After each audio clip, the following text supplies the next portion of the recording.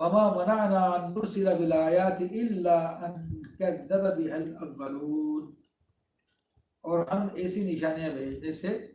یوں ہی باز رہے کہ انہیں اگلوں نے جھٹلایا۔ اب یہاں پر جو اللہ تعالیٰ نے ارشاد فرمایا کہ ہم نے جو معجزات ڈیمانڈ کیے تھے وہ ہم نے نہیں دکھائے، کیونکہ اس سے پہلے بھی لوگوں نے انکار کر دیا۔ اب یہاں پر یہ توجہ والی بات ہے جو میں عرض کرنا چاہ رہا ہوں، سرکار دو عالم صلی اللہ علیہ وسلم جب کفار مکہ کو دین کی دعوت دیتے تھے تو وہ طرح طرح سے بہانے کرتے تھے انکار کرنے کے، تو ان بہانوں میں ایک بہانہ یہ بھی تھا کہ وہ کہتے تھے کہ آپ سے پہلے جو اللہ کے نبی ہوئے تو ان کو تو بڑے معجزات دیے، انہوں تو بہت سارے کام کر کے دیے، کوئی مردوں کو زندہ کر دیا کرتا تھا، کوئی بیماروں کو اچھا کر دیا کرتا تھا، کوئی کچھ کر دیا کرتا تھا، تو آپ بھی اگر اللہ کے سچے نبی ہیں تو یہ جو پہاڑ ہے صفا کا، وہی صفا، یہ سب ہمارے لیے سونا کا بنا دیں۔ اور یہ جتنی پہاڑیاں یہاں پر ہو رہی ہیں، ہر طرف پہاڑیاں پہاڑیاں، جب مکہ معظمہ جس نے دیکھا تو پھر گزشتہ نقشوں کو بھی دیکھیں تو ہر طرف پہاڑیاں پہاڑیاں تھیں، تو نے کہا کہ ساری پہاڑیاں ہٹا دو تاکہ وہ زمین ہمیں ہموار مل جائے جہاں پہ ہم کھیتی باڑی کر سکیں، کیونکہ مکہ معظمہ میں زمین ہموار نہیں ہے، اس لیے وہاں پہ ایئرپورٹ بھی نہیں ہے، جدہ میں ایئرپورٹ ہے کیونکہ وہاں پہ زمین ہموار ہے۔ تو ان لوگوں نے اس زمانے میں یہ کہا کہ آپ سچے نبی ہیں تو سارے کام کر کے دکھا دو،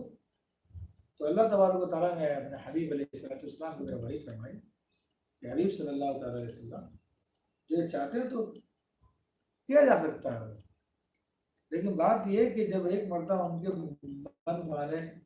من پسند معجزات دکھا دیے، پھر اگر یہ نہیں مانے، جیسا کہ گزشتہ امتوں کے اندر بھی یہ معاملہ ہوا تھا، جب ان کی ڈیمانڈ کی معجزات نبیوں نے دکھائے، جب انہوں نے نہیں مانے تو ان قوموں کو تباہ کر دیا گیا، تو پھر اہل مکہ کو بھی اگر من مانے معجزے دکھا دیے جائیں گے اور وہ اگر نہیں مانیں گے تو ان کو بھی برباد کر دیا جائے گا، اور اللہ تعالیٰ جانتا تھا کہ یہ نہیں مانیں گے۔ اور دوسری بات یہ بھی تھی کہ سرکار دو عالم صلی اللہ علیہ وسلم اللہ کی رحمت ہے جو تمام عالمین کے لیے رحمت ہے، آپ کی موجودگی میں سارے لوگوں کو ہلاک کرنا یہ ان کے تقاضوں کے خلاف ہے، تو پھر سرکار دو عالم صلی اللہ تعالیٰ علیہ وسلم ہی نے عرض کی اے رب کریم ان کو مہلت دے دیں، یعنی یہ مسلمان نہیں ہوتے تو ان کی نسلوں میں مسلمان ہو جائیں گے، سب نہیں ہوتے تو کچھ مسلمان ہو جائیں گے، اور میں اس میں تو چانس ہی ختم ہو جائے گا کہ ان کے منوانے معجزے دکھا دیے، اس کے باوجود بھی پھر یہ اکڑ گئے اور نہیں مانے،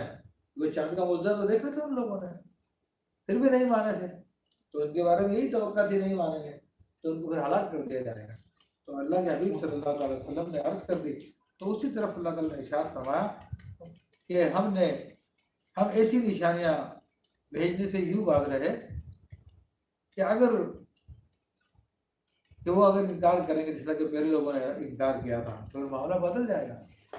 پھر ایک مثال دی، وَآتَيْنَا ثَمُودَ النَّاقَةَ مُبْصِرَةً فَظَلَمُوا بِهَا، اور ہم نے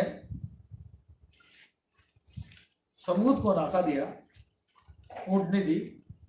جو بڑی روشن نشانی تھی، اور انہوں نے اس پر ظلم کیا۔ اب یہاں پر حضرت صالح علیہ السلام کے واقعے کی طرف اشارہ فرمایا کہ صالح علیہ السلام کی قوم بت پرست قوم تھی اور ایک چٹانی علاقوں میں رہتی تھی وہ، تو انہوں نے اپنے نبی سیدنا صالح علیہ السلام سے ایسا سخت قسم کا معجزہ طلب کیا جو ان کے خیال میں ممکن ہی نہیں تھا۔ ان لوگوں نے معجزہ طلب یہ کیا کہ اگر آپ اللہ کے سچے نبی ہیں تو پھر یہ اس پہاڑ سے ایک اونٹنی نکال دیجیے، جو پہاڑ سے اونٹنی نکلے، مگر اس کے ساتھ ساتھ اور بھی شرائط کی تھی، وہ شرط یہ تھی کہ اونٹنی نکلتے ہی بچہ بھی اس کو جنم دے، یہ شرط انہوں نے رکھ دی تھی۔ اور اللہ تعالیٰ کے حکم سے جب صالح علیہ السلام نے اللہ تعالیٰ سے دعا کی تو پہاڑ پھٹا اور اس سے بہت عظیم اونٹنی نکلی، اور اونٹنی کو درد ذیل ہوا اور اس نے بچہ بھی جنم دیا۔ اب سب لوگوں نے معجزہ دیکھ لیا تھا اور وہ اونٹنی کو اللہ نے اپنی نشانی بھی قرار دیا، تو ان سے کہا کہ اس کا ادب کرو اور اس کا خیال کرو، لیکن ان لوگوں نے اس کا ادب نہیں کیا بلکہ اس اونٹنی کو شہید کر دیا۔ تو پھر وہ عذاب کو مستحق ہوئے۔ تو اس لیے اللہ تعالیٰ نے یہ اہل مکہ کے بارے میں فرمایا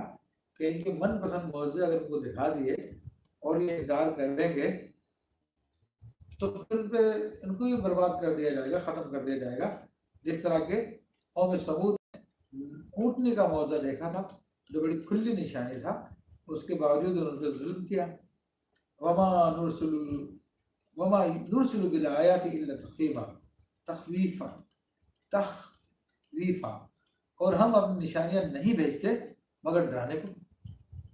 تو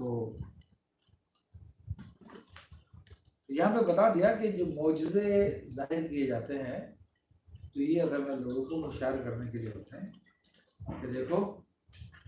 جو رب کریم یہ معجزات کے ذریعے انہونے کام تمہارے سامنے ظاہر فرما رہا ہے۔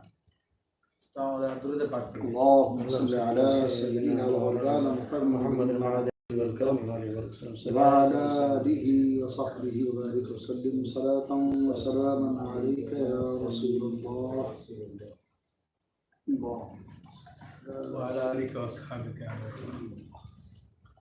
تو جامع فرمایا کہ معجزات ڈرانے کے لیے دکھائے جاتے ہیں، تو اس سے مراد یہ ہے کہ لوگوں کو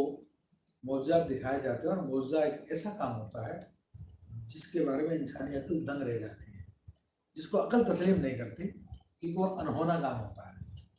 تو جب اللہ تبارک و تعالیٰ ایک انہونا کام ان کے سامنے کرتا ہے، نبی کے ہاتھ سے اس کو ظاہر فرماتا ہے، تو ان کو یہ بات باور کرا دی جاتی ہے تمہیں مرنے کے بعد دوبارہ زندہ کیا جا سکتا ہے،